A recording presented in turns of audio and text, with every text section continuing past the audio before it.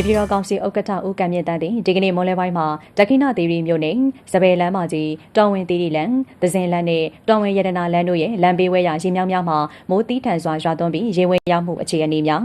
နေပြည်တော်စီပင်သားရေးကော်မတီမှဆက်ရန်ရဖြင့်ရေစည်းရာကောင်းမွန်ရေးဆောင်ရွက်နေမှုများလဲလှယ်ကြည့်ရှုစစ်ဆေးပြီးလိုအပ်တာများကိုတာဝန်ရှိသူများအားမှာကြားပါတယ်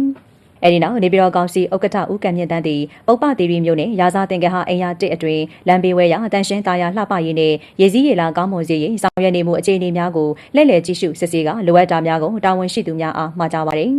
ဆက်လက်ပြီးနေပြည်တော်ကောင်စီဥက္ကဋ္ဌသည်ပုပ္ပသီရိမြို့နယ်ရှိစင်သေးချောင်းတိုက်ချောင်းတရားအနီးနဲ့ဥယျာဉ်တရားများသို့တွားရောက်ပြီးစင်သေးချောင်းရေစည်းစင်းမှုအခြေအနေများကိုလဲလှယ်ကြည့်ရှုစစ်ဆေးကတာဝန်ရှိသူများရဲ့တင်ပြချက်များအပေါ်လိုအပ်တာများမှာကြားခဲ့ကြောင်းသိရှိရပါတယ်ရှင်